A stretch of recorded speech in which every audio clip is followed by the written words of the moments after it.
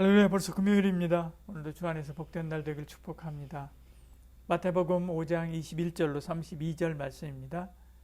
옛사람에게 말한 바 살인하지 말라. 누구든지 살인하면 심판을 받게 되리라 하였다는 것을 너희가 들었으나 나는 너희에게 이르노니 형제에게 노하는 자마다 심판을 받게 되고 형제를 대하여 나가라 하는 자는 공회에 잡혀가게 되고 미련한 놈이라 하는 자는 지옥불에 들어가게 되리라.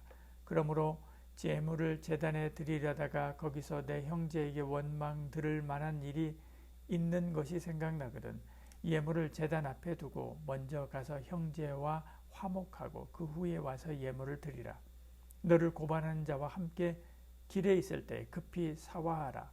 그 고발하는 자가 너를 재판관에게 내어주고 재판관이 옥리에게 내어주어 옥에 가둘까 염려하라. 진실로 내게 이르노니 내가 한 푼이라도 남김없이 다 갚기 전에는 결코 거기서 나오지 못하리라. 또 간음하지 말라 하였다는 것을 너희가 들었으나 난 너희에게 이르노니 음욕을 품고 여자를 보는 자마다 마음에 이미 간음하였느니라.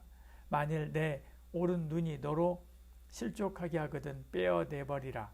내 백체 중에 하나가 없어지고 온 몸이 지옥에 던져지지 않는 것이 유익하며 또한 만일 내 오른손이 너를 실족하게 하거든 찍어내버리라. 내 백체 중 하나가 없어지고 온 몸이 지옥에 던져지지 않는 것이 유익하니라. 또 일러스되 누구든지 아내를 버리려거든 이혼 증서를 줄 것이라 하였으나 나는 너희에게 이르노니 누구든지 음행한 이유 없이 아내를 버리면 이는 그를 간음하게 하며 또 누구든지 버림받은 여자에게 장가드는 자도 간음함이니라. 아멘. 율법을 이루려고 오신 주님은 율법의 정신을 완성하기 위해서 지켜야 될 새로운 법을 제시합니다. 살인, 간음, 맹세, 복수, 이웃사랑, 여러 가지 등등의 새 기준을 말씀하기 시작하지요. 그 중에 이 말씀은 살인과 간음과 이혼에 관한 새 기준을 말씀합니다. 살인의 기준입니다. 살인에 대해 알고 있는 기준은 육체에 해를 가하는 것이었죠. 21절에 말씀합니다. 옛사람에게 말한 바 살인하지 말라. 누구든지 살인하면 심판을 받게 되리라 하였다는 것을 너희가 들었으나 말씀합니다. 주님은 새로운 기준을 제시하는데 형제에게 노하고 욕하는 것도 살인이다 라고 말씀합니다. 여기에 형제는 우리 주변에 있는 모든 사람을 지칭합니다. 그가 누구든 화를 내고 욕하는 것은 인격살인이죠. 나는 너희에게 이르노니 형제에게 농하는 자마다 심판을 받게 되고 형제를 대하여 나가라 하는 자는 공회에 잡혀가게 되고 미련한 놈이라 하는 자는 지옥불에 들어가게 되리라 말씀하죠. 그 심판은 아주 무섭습니다. 그러므로 혹시 화를 내고 다투었다면 무엇보다도 우선해서 해결하고 화목해야 합니다. 그러지 않으면 화를 이 땅과 저 하늘에서 화를 낸 대가를 치르게 될 것입니다. 화목은 가장 우선해야 할 일입니다.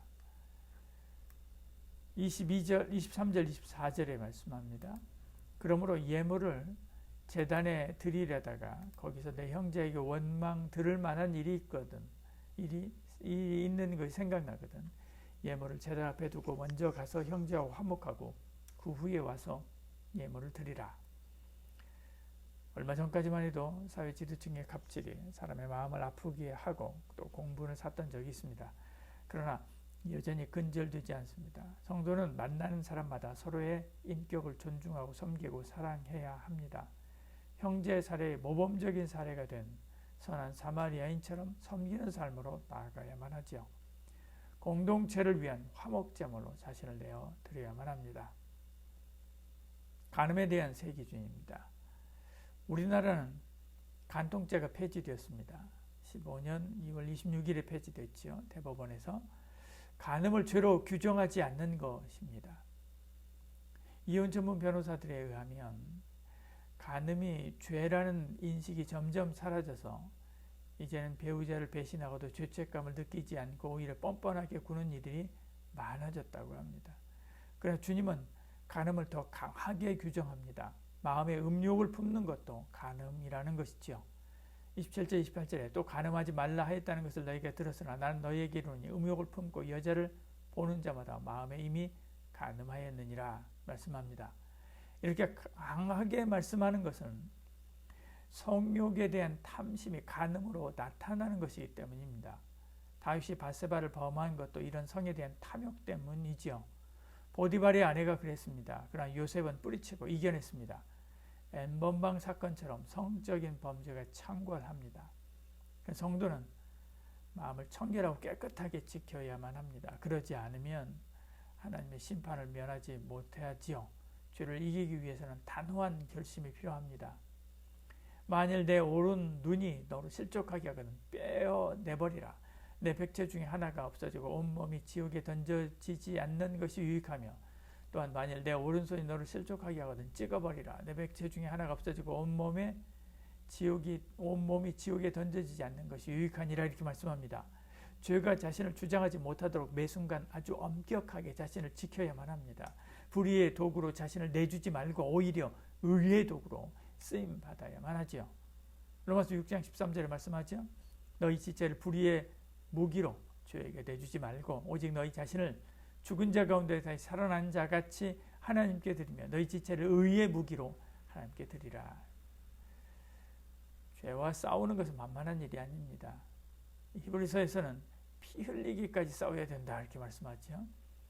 피 흘리기까지 싸우고 성결하고 거룩한 하나님의 자녀로서의 삶을 살아가는 저와 여러분들을 축복합니다. 이혼에 대한 새 기준입니다. 포로기 이후 이방 사람들과의 접촉이 빈번해지면서 이방 여인에게 눈을 돌리기 시작하죠. 새로운 아내를 얻기 위해서 증서를 써주고 마음대로 아내를 내쫓기도 했습니다.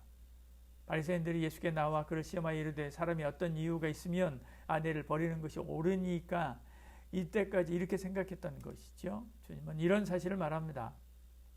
또 일렀으되 누구든지 아내를 버리려거든 이혼 증서를 줄 것이라 하였으나 주님은 안 된다라고 말씀합니다.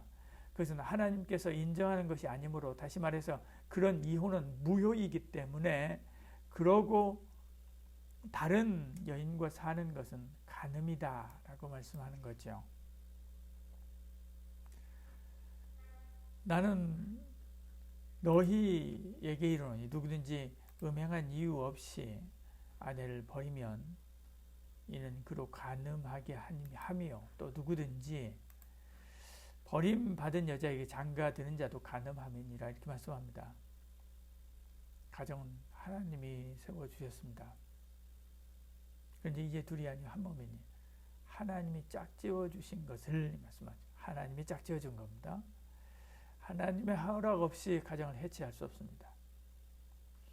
그런데 하나님의 원칙에는 이혼이 없습니다. 하나님은 이혼을 미워합니다. 말라기 2장 16절에 말씀하죠. 이스라엘의 하나님 여호와가 이르노니 나는 이혼하는 것과 옷으로 확대를 가리는 자를 미워하노라 말씀하죠. 이혼을 사람들은 쉽게 생각합니다. 심지어 생활의 편의를 위해서 이혼을 하는 이도 있습니다. 지겨워서 조론하는 이도 있지요. 그러나 우리는 성경 말씀을 따라서 하나님께서 기뻐하시는 가정을 꿋꿋하게 세워가야만 합니다. 그러기를 축복합니다. 기도하겠습니다. 사랑이 많으신 우리 하나님, 율법에 매여 사는 것이 아니라 율법을 뛰어넘는 저희들이 되어야만 합니다. 주님, 우리가 주의 말씀에 붙들림 받으고 성령의 생명의 성령의 법에 붙들림 받으어서 하나님께서 우리에게 말씀하신 바를 넉넉히 이루고도 나옴이 있는 저희들 되게 하여 주시옵소서. 한 주간도 지켜주신 우리 하나님 감사합니다. 주 안에서 마지막 오늘 거룩하고 성결한 삶으로 잘 마무리하는 저희들 되게 하여 주시옵소서. 예수님 이름으로 기도드리옵나이다. 아멘.